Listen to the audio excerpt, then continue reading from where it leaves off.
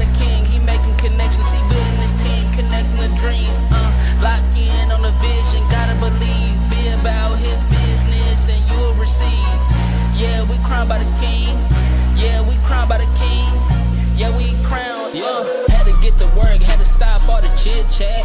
Too many talents, can't waste them. Yeah, that's big facts. Making kingdom moves, standing on business like me, Shaq. Aiming for our goals, click clack. Moving forward, no need to reach back. Tell me where I need to preach at. Tell me where I need to speak at. All right, welcome back to the Crowncast podcast. My name is Joseph Honeysett. With me, as always, Mr. Joel Ngulu. How are you feeling today, brother? Man, blessed, highly favored. It started the new year, and so 2026 has been a lot of prophecy, a lot of affirmations, and so I'm ready to go. This is our first one, so you guys are in for a good one. Yep, first podcast of the year. We just entered into our new year of the podcast, year 2, and I don't think we could have started out with probably a more, like, you look at resume, like illustrious. I mean, this is somebody who's an author, a coach, a military veteran. And you know what? I know you guys are going to be blessed because we have Dr. April Givens, who is a heart-led entrepreneur who blends science, soul, as a psychotherapist, a psychobiologist, an empowerment and relationship coach. So if some of y'all enter 2026 with some problems from 2025, she's going to help you guys get back on track with that. And I'm excited to just spend this time with you. So without further ado, Dr. April Givens, how are you doing today? I am great. Thank you both for having me. This is an honor for me as well. Absolutely. My first question is, I'm not the, sharpest tool in the shed, but what is a psychobiologist? So a psychobiologist kind of blends psychotherapy, psychology with biology. So my background is biology. I have my bachelor's of science degree in biology pre-med. So a lot of my clients know that, a lot of people don't. So I have the background of, human development and just taking the mind and using the body, mind, soul, spirit, everything in combination to be able to help my clients, like the whole person. Instead of just focusing on the mental, I focus on everything. Okay, the holistic picture of everything. It's important because a lot of times we treat, just one problem, but one problem is connected to a whole bunch of other issues. Yeah. What got you into that? Because that's pretty unique. I didn't hear about that before either, and so now I'm like, okay, but what got you into that? Because talk about mental and people's thoughts, mindset. What's the backstory of that, if you don't mind? So the backstory is when I first initially started off going to college, I wanted to go to medical school. A lot of my friends know this, my colleagues, that, I was on track. That's hence the pre-med biology degree. And just decided, my last year of undergrad that I don't know if this is for me. And what made me decide that was I took a histology class. We were working in a lab and we had to dissect a live rat. So we had to give it anesthesia and, all of these things. And it was just, my group took the longest to cut it open. Everybody else had cut it open, was looking at the heart and all these different things. And I was like, oh my God, like this is too much all at once. So our professor had to come over and kind of cut ours open and everything. And so at that exact moment, I was like, do I really want to go to medical school? Because, in a stint in medical school, you have to work on cadavers. So you have to work on humans and, doing all these things. And so I was like, I can watch it all day. Love watching it. But as far as me having to put my hands in there and do it, I was like, okay, I need to rethink this. And so that was the start of me thinking about something else. So after that, after graduating from school, I decided to go in corporate and I worked in the business world a lot, worked at different companies and corporations and things, and then decided later to go back to school and work on my master's in mental health, so clinical mental health counseling. So I took an assessment test and decided that, I really love talking to people. I really love helping people. So in that sense, it was, me being able to at some point merge the information that I have acquired with biology degree, learning about the human body and how that works and the functions and the physiology and all of those things, merging it with psychology in a sense, but more tailored to mental health counseling, really getting into the brain. Because I took anatomy and physiology, all the neuroscience, all these different things. So being able to understand that field, was just, it was intriguing to me. So I ended up going to school, graduating there, and then worked toward licensure, got licensed, worked in a lot of different environments, clinics, hospitals, managed care agencies, nonprofits, things like that. Then later decided to go back to school and get the PhD, of course. So that's where I'm at now, I guess, long story short. Wow. No, that's the blessing. You never know how life takes you. My sister was in medical school, and she basically decided the same thing. It wasn't for her, pretty much her last year there. But that ruffled a lot of the feathers at the house. So I was gonna ask you, like, how was that shift? Because you know how the parents go, like, you've been doing this for so long, and now you decided to change last minute. What was that like shift like for you? Like, I guess on the outside looking in, other people. Well, my parents were very supportive. So it wasn't anything pretty much to do with them as far as what I did. It was just more or less whatever you decide to do as long as you're happy. So I didn't have that external pressure, from parents or family or whoever just to be great and do something specific. It was always my choice what it is that I wanted to do. And once I decided that that wasn't something I wanted to do, I shifted into something different, and they were supportive. So you were I saw Army veteran. Did you make this transition post-military or while you were going through? How'd you make that jump? So military came right after high school. Okay. For me. So I went straight out of high school into basic training. And then after leaving basic training, I went into college. So at the time, we had what you call the split option. I don't know if they even have split option this day and age, but at the time they did. And so you can do military and you can, go off to school and then you go back and do your training like the next summer. So that's how I did it. Okay. And what did you do while you were in the Army? I'm an Air Force veteran myself, so I love these types of conversations. Thank you for your service. Well, I did logistics supply specialist 92 Alpha. For those of you who are Army veterans out there, that was my job. And hey, just supporting my battalion. It was a means to an end, absolutely. So it was something completely different from what you were already on track for. Was it like difficult to like bounce back and forth, put on that cap and then, go back to school? And how was that for you? Ooh, that's a great question because it was definitely a discipline factor. Yeah. I love it though. I wouldn't trade it for nothing in the world because, being in that environment, so you're in a different mind frame. So then having to kind of turn it off after you leave and go back into civilian life, real world. So that was definitely a transition. It's something to think about. I believe everybody should do it though at some point in their life because it teaches them a level of discipline that you don't learn anywhere else. 100%. And it teaches you a level of resilience too. It's like it's really strong, as you know. Of course, yeah. Nobody really knows. Like it's easy to look from an outside perspective, but when you're in it, it's a whole different environment. I tell people all the time, like working a corporate job, like if you don't like your job, you can quit, you can leave. In military, it doesn't matter if you have problems with your leadership or it's just a bad experience, a bad base. You have to just stay there and suck it up until, maybe orders change or you finally get out. How long did you serve? I did 8 years. 8 years. Okay. Yeah, I did 6. So shout out to you for doing 2 more than me. Were you ready for that transition? Yeah, absolutely. Yeah. I was like, hey, God has more for me. And so it's not, it wasn't for me to make a career out of. And I have several friends who stayed in it, just now retiring, from high school. Because I think a lot of us after high school, we left. Yeah. we went in different places, Army, Navy, Air Force, everybody left. No, I love that. And now you're doing bigger and better things. Not to say that the military isn't big, but you talk about like God's plan for you. Where did that relationship with God ultimately begin? What's your testimony behind, your faith walk?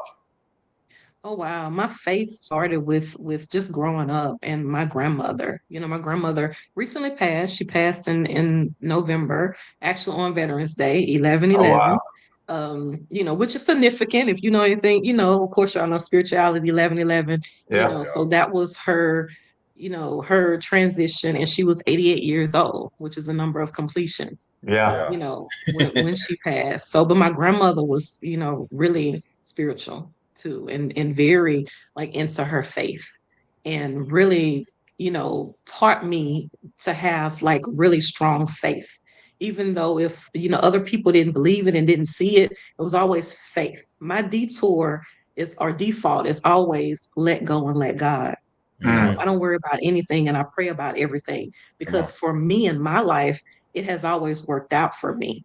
And I believe that everything is consistently working out for me, even though I don't see it and I don't know how, but I trust and believe that it's going to happen. And typically it always does. Now, it may not happen in my timing, but it Exactly. happens in divine timing. So Right. it's just started early on. I grew up in the church, and consistently from drill team to Sunday school to being a part of everything there is every day of the week for the church. I was there at conventions. I was part of the dance team, some in the choir, some of Did you everything preach? that, Did that, you preaching that too? was it.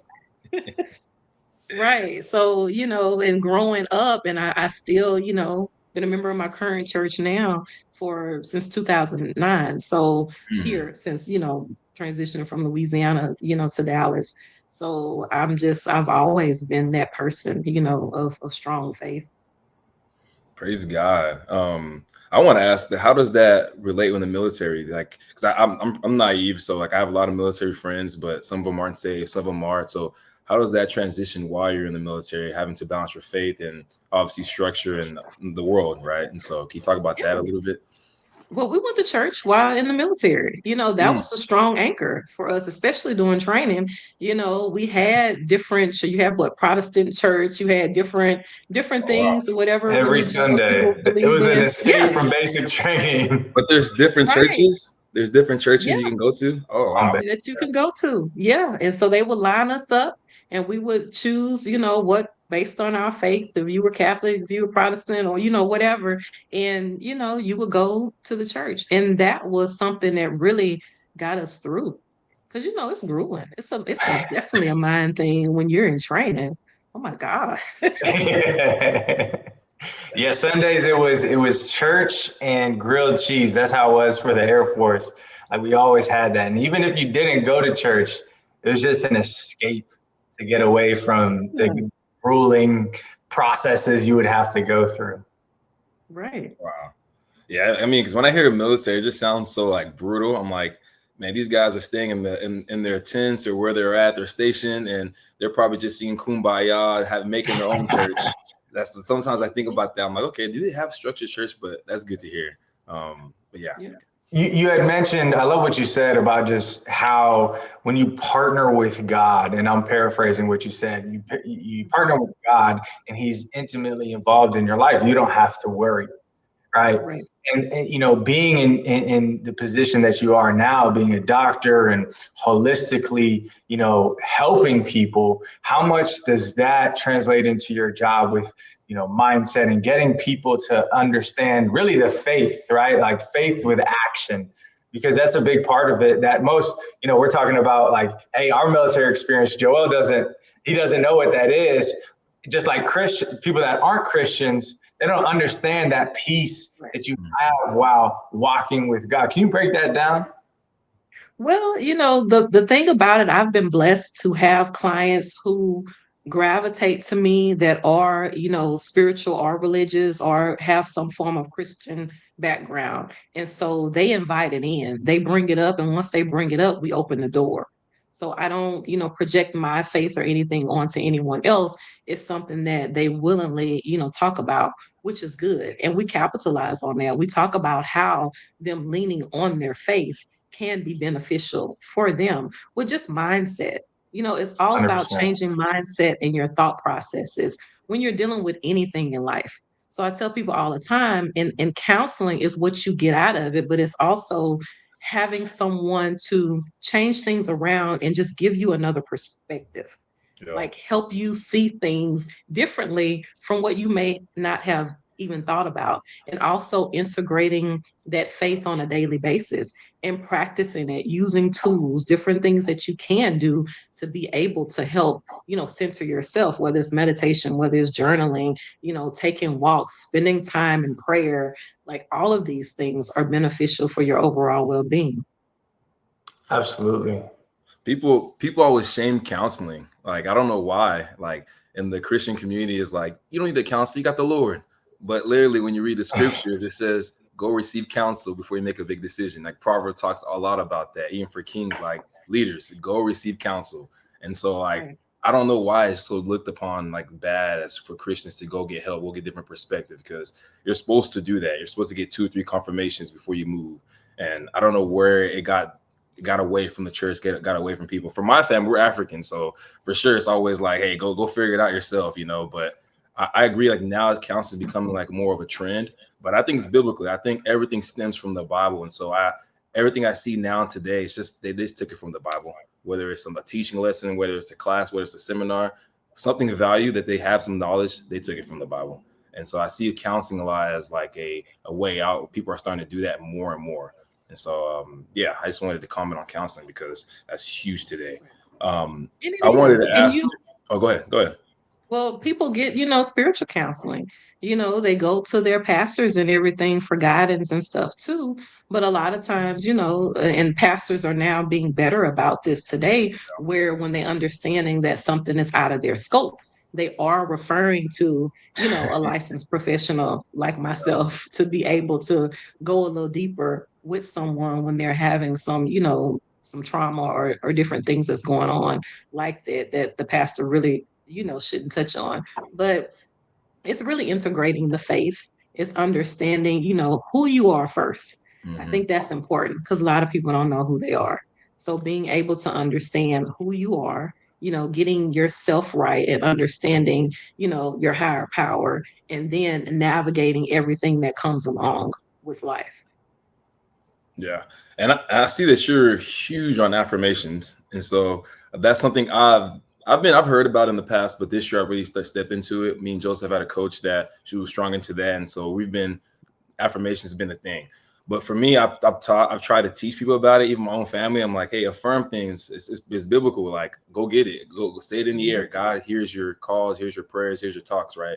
But can you talk about affirmations? Because some people, like, they'll do it for a month, and then if they're like, oh, it's not working, so they quit. Can you talk about experiences you've seen, some of the wins, some of where there's losses, why there's losses, why do people not receive those affirmations? Can you talk about like the good and the bad about it?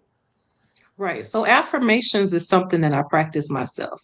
Everything that I teach, I do. So it's nothing that I just put out there that's abstract and I don't do it myself. So I'm a strong proponent of affirmations. Affirmations are positive statements that we continue to tell ourselves over and over again to help the brain lock it in a sense. So it takes 21 days for the brain to form a habit.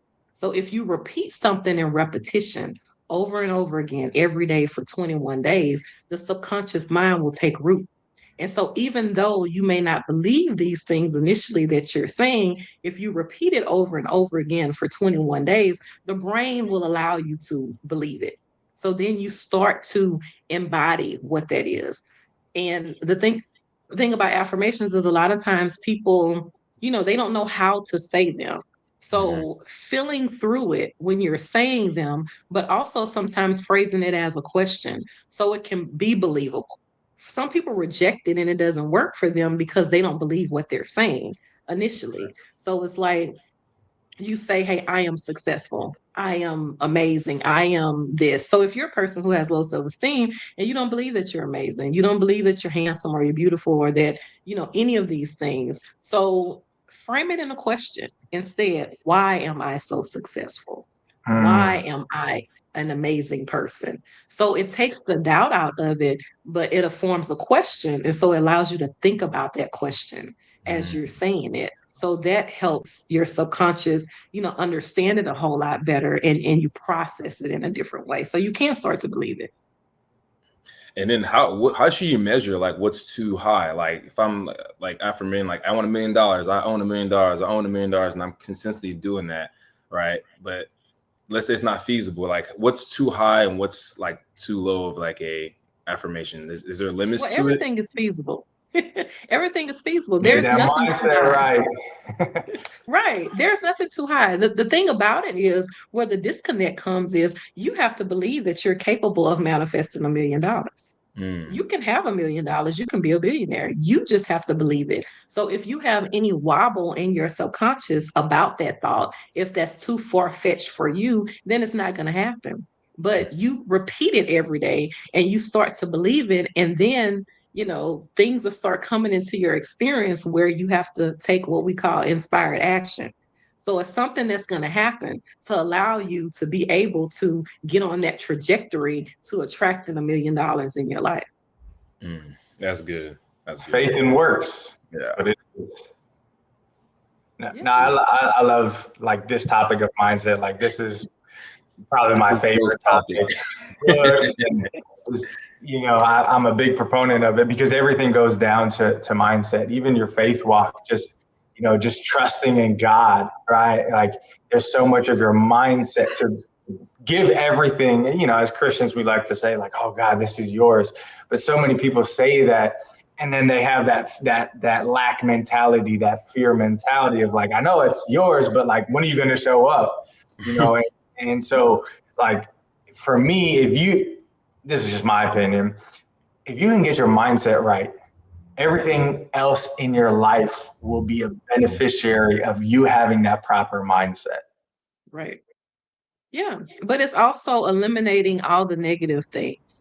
It's important what you feed your mind. And Mhm. I Yep. don't think people really understand that concept. It is very important what you feed your mind. So, not being so engulfed in the world news, the daily news, watching things on television that just disrupt your spirit, whether it's, consistent horror things or whatever, all of that stuff, impacts you and how you feel, and it impacts your mood, your anxiety levels, your ability to manifest, all of that, because you're being tainted about, other beliefs as opposed to what it is that you believe within yourself. Absolutely. I don't know if you can share this information. I don't know if this is like client confidentiality, but what has been something that, a client has, maybe affirmed and it came to fruition? It could be, small, it could be large. They just, at the beginning of working with you that maybe they didn't really believe it. And then, over time they started to believe it and then boom, it came out of, thin air essentially. Well, that's a good segue into my book. Hey, we love some promotion. Yes, the relationship blueprint. So with this book, so I have worked with, several clients, and most recently, testimony. I have a client who I talked to about the very principles that I put, in my book about how to manifest the right one in your life, choosing a partner that aligns with you. Mm. Yep. So being able to get her clear with what it is that she wants. But first, the first step is you being clear within yourself, you learning how to love yourself, understanding that aspect. So tools and techniques and things on how to do that, as well as calling in exactly what you want in a partner. But understanding that what you call in that partner, you have to be aligned with it within yourself.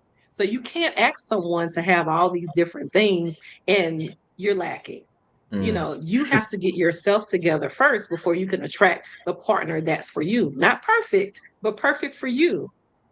So we did that. We did those exercises and everything. And so this was like one session I had with her. The next session, when we met the next week, she was so excited to meet with me and tell me how fast it happened.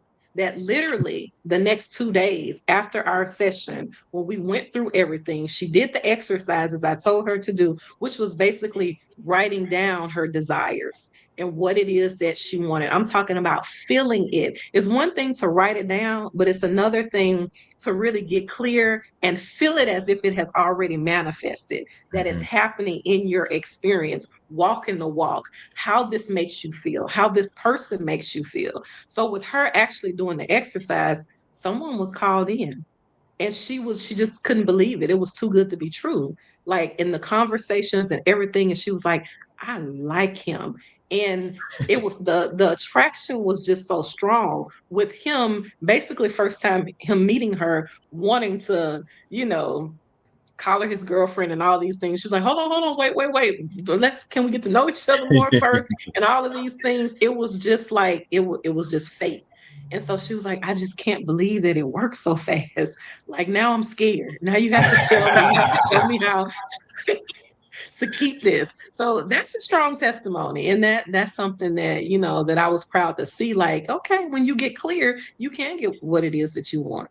100%. And I can, be a testament too, because before I found my queen, I wrote down literally everything that I needed for me, what I wanted from a wife, a spouse, a mother of my children. Like I needed to be intimately clear.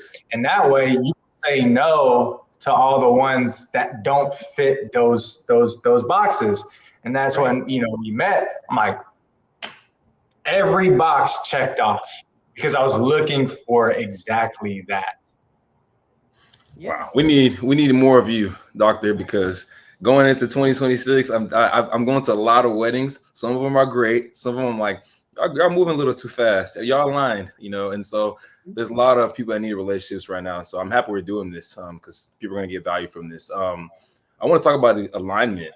Because you said like relationships alignment is key. A lot of times people, from what I hear, just get into relationships because they align like spiritually, right? But they don't align like destiny. Sometimes like you need to align in all categories, like physically, mentally, and spiritually. Like what you're calling in life, it needs to be aligned. It's not gonna be perfect, but it needs to be a blessing for her. It needs to be a blessing for him. Y'all become one person, right? So can you talk about the alignment part? So the alignment is key. That's important. And in order to get in alignment, you have to understand what your values are. What it is that you value first, what's most important to you, and what are your deal breakers. It's important to know that too, so you won't settle. I tell people all the time, you don't have to settle. You can have exactly what it is that you want. It is proven that you can have exactly what it is that you want, but you have to be clear. The common denominator is you. So when you keep attracting the same relationships with different faces over and over again, you are the common denominator. So when you can clear up your energy, then everything else starts to shift in your life. That's the important part. So that's what we call alignment. You getting centered, you clearing up your energy, you understanding what it is that you want, but you also understanding what your wounds are, what you need to heal from. A lot of people have relationship trauma. A lot of people have mother wounds. A lot of people have father wounds, so if you didn't have a great supportive parent growing up, a mother or a father that you always was seeking validation from, or they never gave you the emotional connection that you need, all of that plays a huge role in how you show up in your relationships and the people that you attract into your life, in your relationships. So all of that needs to be cleaned up. And sometimes you don't clean it up first before you get into a relationship. So then when you get into the relationship, it exposes all of those wounds that you still need to work on. So what do? Y'all separate? Y'all separate and y'all get fixed up, or y'all work together and like make you it work happen? together if you're willing, but you have to understand you and that person may have two different attachment styles. Your emotional attachment styles may be different. And so how you relate to each other is going to be different. So that's how you need to come together and have conversations communicate as much as you can, not shut down, not shut each other out, but communicate. Agree to have a healthy pause if that's what's needed, not breaking up from the relationship, but pausing just to get clear and center yourself as to, is this something that I can really handle, and what I need to do, and how can I integrate? How can I integrate all the life lessons and things that I've learned, and think about the trauma that I've experienced and how that may be showing up right now in my relationship? Because a lot of times when you get with people from different backgrounds, something's going to trigger you. Yeah. That's inevitable. There's Yep. going to be a trigger. That's life. So how you navigate those triggers and work through those triggers says everything about you. So it's having emotional intelligence, emotional safety, emotional maturity, all of those things is important in your relationship. I should have met you 4 or 5 years ago. You got her here, bro. Keep the No, counseling. I'm good now. This is for the people out there, man. This is for the young, old people who are looking for love, man. They need to know this. So thank you. But we all go through it. This is the thing. I didn't wake up knowing this. So just think, hey, I had to go through my life lessons in order to get to this point to where I can teach it, because I've been there, I've done that, I've done the work. So now I can speak like I'm speaking now to it because I've lived it and I've experienced it. Absolutely. I think, communication is like the root to just a strong foundation. What do couples need to do? Say that, there's two people together and they don't know how to communicate because in their, past relationships, but as well as just their family, they didn't grow up with a communicative or a loving family. How do you walk a client like to be more, communicative when they really don't know how to or even really want to? It's baby steps. It's really baby steps on really understanding self first. So what we go through exercises is just with them really starting to journal. A lot of people don't like to journal. So, and it's okay if you want to use a voice recorder and do that for a little bit, but it's something powerful when you can put pen to paper, as opposed to recording things or things like that. Pen to paper is powerful. So it's a subjective process, but it also gives you clarity. And you can go back and reread what it is that you wrote. And sometimes writing is therapeutic. You can start to free write. You'll start writing things and you don't even realize you wrote it. And then you go back and read it and it's like, oh, I didn't understand that. I wrote that. Did I say that? Like, oh, this was a lesson for me. So that's why it's important to write things down. I think that's the first step, getting clear by writing it down. Seeking clarity, but also understanding how to communicate your needs, not being afraid to say what it is that you need and that you want in the relationship. Now, if the other person is potentially incapable of doing that, that's for them to tell you, I'm not used to that. Maybe I can't do that, or I can't be this particular person that you want me to be, but these are some things that I can do. So it's coming up with a compromise and seeing if that's something that you're willing to do or if that's a deal breaker for you. But not being afraid to communicate. So stepping outside of your comfort zone, outside of your shell, so to speak, and just take baby steps in communicating, saying certain things. But a lot of times it's how you say it. It's the delivery also. It's not just blurting it out. It's sitting down, having a conversation, or picking the right moments to have the conversation to where the energy is more settled and it's calm. Absolutely. Yeah. Delivery is everything. I always say, like, you're, a business owner and you have a team and maybe they're, some employee isn't, acting in the standard that you had set up and like they literally suck at their job. There's a way to communicate that and tell somebody they suck, but the delivery and how you do it, not using those words, but the delivery is so important. I mean, we learned that in the military, right? Like conflict resolution is all throughout every single unit, right? Because so many different personalities and different ways that we work, and having those moments to resolve those conflicts or issues is so important. A lot of times we let our emotions take over and it's like, you actually suck. So sometimes they might need it, man. No. It's called tough love. Yeah, but if you're feeling like that, it's important to, a lot of times take a step back, pause for a minute. I always talk about in my sessions the power of the pause. So being able to pause, think about what it is that you want to say, breathe, and then say it. Think about it, think about how you're going to say it, think about how potentially this person will receive what it is that you're going to say before you say it. And even if you're having a conversation with someone, really listening intently to what it is that they're saying before you formulate your response. So listen to what they're saying, pause for a moment, take a breath. You don't always have to answer quickly. Think about what it is that you want to say and then say it. Absolutely.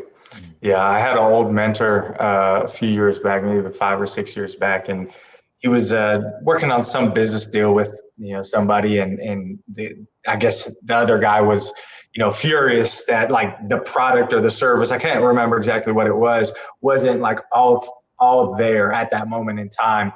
And the guy just like kept on grilling my old mentor over and over again through email.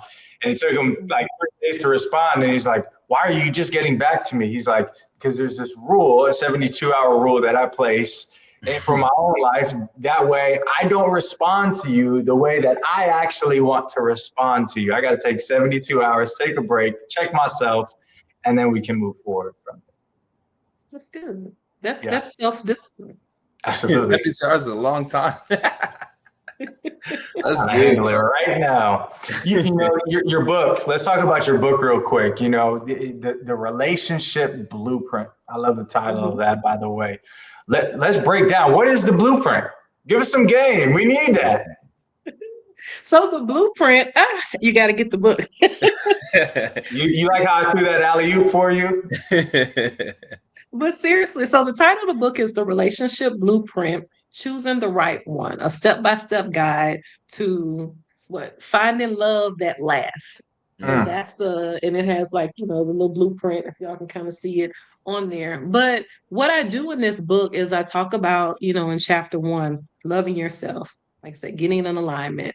But also throughout the book, it's just like you would sit down in a session with me. So it breaks down practical tools and tips and strategies for what you need to do. So you're literally creating your blueprint throughout the book. You are crafting your relationship mission statement. You are listing out your values and what you value in a partner and in a person and what you value in yourself. And so by the end of the book, you have created this blueprint. So now it's time to put it into action. So what's your next steps after that? So the book kind of details and breaks down what it is that you need to do to attract the love that you want. And, and how to recognize the red flags and green flags, but also how to set boundaries in your relationship.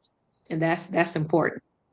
That's super important. Are you hosting? Are you planning to host like webinars for this? Because I'm here thinking, I'm like, man, we need this in high school. We're doing science, math, and everything, but we need life experience classes. Like we need to learn these things at an early age, so we're not making all these mistakes. But that's what the devil does. He really goes after the youth and messes them up, and so they grow up and then they're all corrupted, and that's why we have society, a bunch of corrupted children that didn't have the knowledge of life experience at early age. And so are you going to like do any classes? I know you can get your one-on-one, but good idea. I'm just thinking, I'm over here listening to you. I'm like, the blueprint, that's like a workbook. So it's like, I'm actually filling this out as I'm like filling the book. Right? I can read the book as you're reading it. I'm just throwing ideas. I'm just thinking. That's a great idea. I may do that because I'm trying to make a series. So this is the first book of that series. The second book is going to be even deeper. It's going to touch on people that's already in relationships and how they navigate once they found one. So it's deep. Yeah, I would definitely encourage that if I can, because I think a lot of people, that's what we need today. Everyone's looking for love and they don't know how. And so, but yeah. But you also have people that are looking for love and have found love, but then the struggle after that, that's where the real work comes in. Yeah. After you found love and how to maintain that love. So both of you are receiving, reciprocity in the relationship. And what does that look like for you?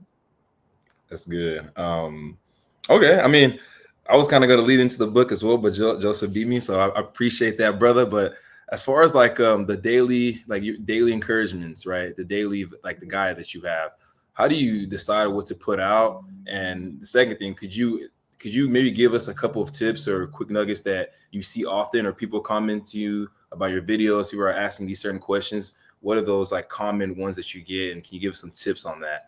As far as your daily encouragement, your daily guidance, your daily affirmations that I see all over your Instagram. Like I saw one about like signs you have a boring man or something like that. I'm like, dang, okay. Well, to be honest, like a lot of those things come from client conversations. Client conversations, friendship conversations, different things that, I hear, that I see, or that, I'm scrolling on social media too. So I look at a lot of things that people are talking about and what they're going through. And so that's my way of kind of responding to some of those things by putting it out on my social media. I also have a TikTok where I do daily affirmations. So I don't do it so much on, every now and then I'll put it on my Instagram page, but every day the focus on TikTok is an affirmation. And so it's not just a simple affirmation of I am amazing. It is a deep affirmation that talks about, I am no longer waiting. I'm in a conscious state of receiving. I am receiving everything that God has for me with ease. So I go into these aligned affirmations. And a lot of times it's me talking to myself, to be honest with you. And so I feel like we have a collective, and we all have a collective out there that thinks and believes the same things that we do. And a lot of times we go through some of the same things. So if I'm experiencing it, and if I'm going through it, and maybe I need to hear it for myself, I put it out there, and then I end up having, maybe 50, 100 people that co-sign it. They like it. They're commenting because they're experiencing the same thing. And they're like, hey, this is right on time. I believe this. Amen. I'm resonating with this, and all of those things. So that's kind of, my process in doing things. I'm always thinking. I'm always in deep thought. And I don't know if that's a good thing or that's a bad thing. Sometimes it's hard for me to turn it off, because throughout the day I can just be sitting and I'm thinking, and I'm like, well, what are you doing? What have you been doing for the past 4 hours? Thinking. Thinking on next steps, thinking on different things. And so that's how it's birthed. Yeah, you have the apostolic gift. It's always thinking about the future. So super visionary focus, which is great, but it's also hard to be present because you're also next project, next idea. Oh, we could do this, we could do that. And you're like, hey, a day at a time. Right. So that's a strong gift. Not everyone has that, but I hope that encourages you that you are an apostle. That's a huge spiritual gift you have. Yeah, thank you.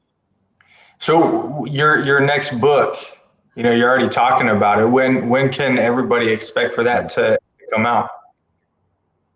Probably in the next 2 months. Okay, that's pretty good. That's going to be something soon, and I think it's really going to hit home for a lot of people. I believe that, and I know I did a talk and posted it on my Instagram about how life lessons aren't punishments; they're curriculum.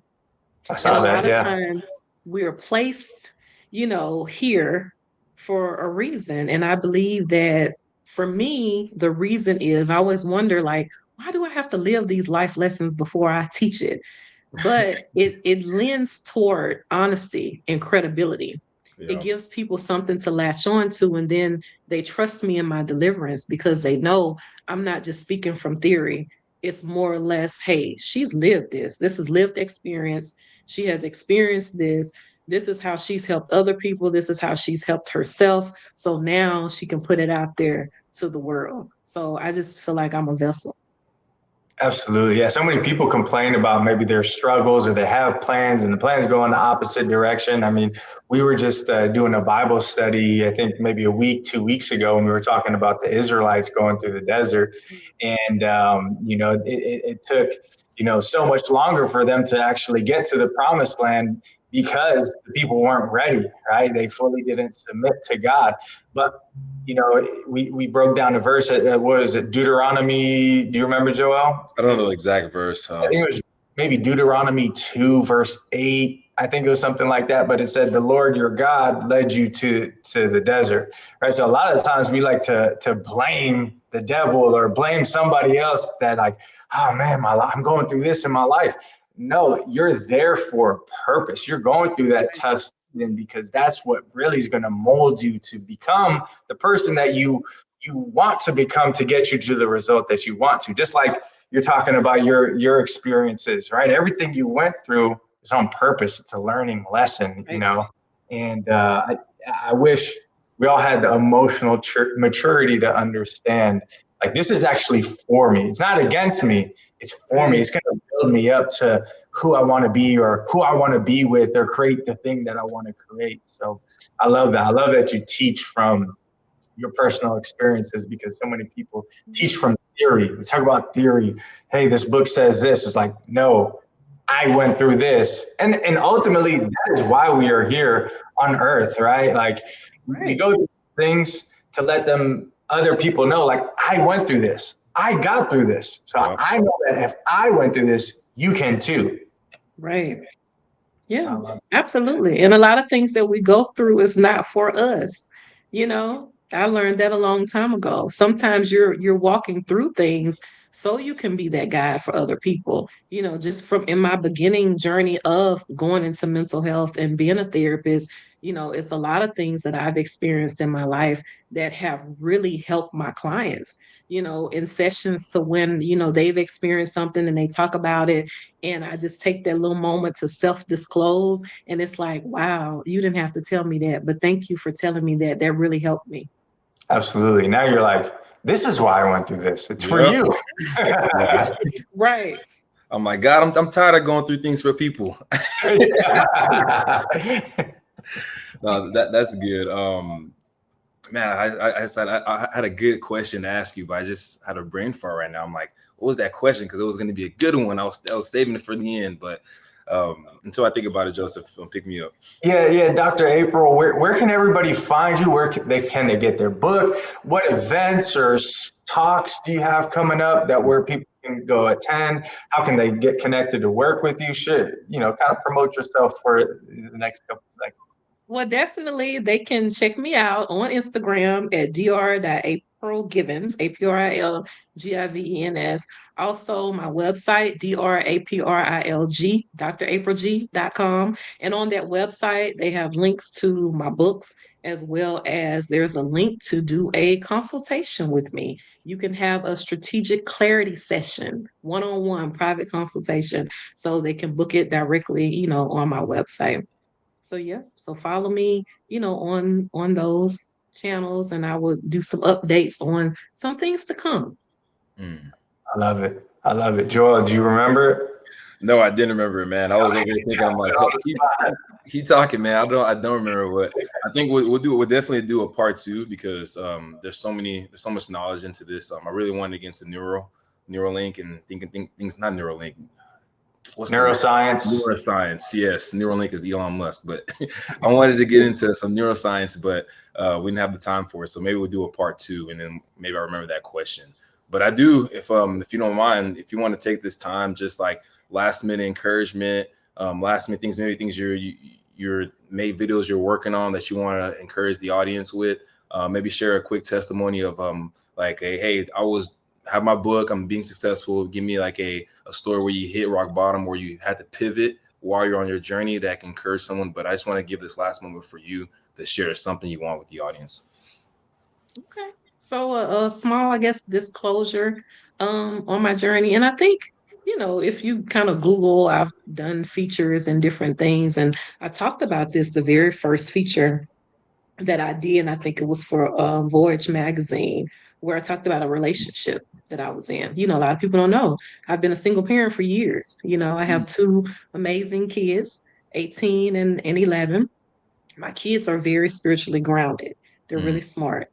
You know, my son is attending college. He graduated from high school with an associate's degree. You know, and my daughter is, you know, on track to do great things as well. So, you know, stay tuned for some of those things that's coming. But, you know, initially, so that's where a lot of this, you know, comes from being in, you know, relationship early on, that may have been toxic and not very good for me, and being able to have resilience and still navigate through it and be able to be there and take care of my children and still, them the values and the great things and God, my son reads his Bible every day. So being able to instill that, and that comes from a single parent household. So I want to, dispel the myth of you have to have two parents for your kids to be great. It's great to have that, but if you don't have that, your kids can still be great. Absolutely. Yeah. Don't get me started with parenting. We got a whole lot of parent households and the world's still messed up. So we got to change that narrative 100%, because ultimately it comes down to you, it comes down to the parent, and setting that foundation. And wow, you must be so proud to have, you're talking about your kids' accomplishments, but I would feel like the greatest accomplishment that you mentioned is that your son reads the Bible every single day. Like as a faith-filled household, like I feel like that's what my parents really, at the end of the day, that's what they want, Yeah. So that's amazing. Yeah, the Bible says teach a kid foundation, right? And wherever he goes in life, he'll always come back. And so like that's huge for me as well. Like just teach him the Bible. He might go have his own fun with his friends, but the Holy Spirit's always going to be whispering in his ear the whole time, hey, come back this way, come back this way. And that stems from good parenting, which is like, hey, just make the Bible the foundation, make Christ the foundation of the household, and God will take care of the rest. Same way we begin, right? Let go and let God. And that let go and let God do as well, right? And so let go and let God do his work. We're just the vessels. We're here for a borrowed time until God calls us, So thank you so much for, I have nothing else, Joe, unless you have anything else, but thank you so much, Doctor, because it was really encouragement for me today. Not just for the relationship problems, things that I know some people are going through that can help, but just everything as a whole. Like you really brought Christ to what you do. And that's what, for me, that sticks out when I see people is like, do I see Christ in what they do? And you can tell you lead by authenticity, and like you can tell you've been through what you preach. And so thank you so much for sharing with me, because it encouraged me, but I know it encouraged the audience. You're welcome. Thank you. Absolutely. And Dr. April, how we end every single episode is we have our guests pray us out. Is that something that you would be open to? Yeah, absolutely. All right, let's get it. Okay. Heavenly Father, thank you for this gathering today. Thank you for both Joel and Joseph. Thank you for just allowing me to be the vessel for those out there that need encouragement and empowerment. Use this platform to be able to spread your word and your gospel in your son Jesus' name. Amen. Amen. Amen. And thank you, everybody who's watching, for joining us on this incredible episode of Crown Cast with Dr. April Givens. We'll see you next time. And don't forget, let God and live your life. Let's go.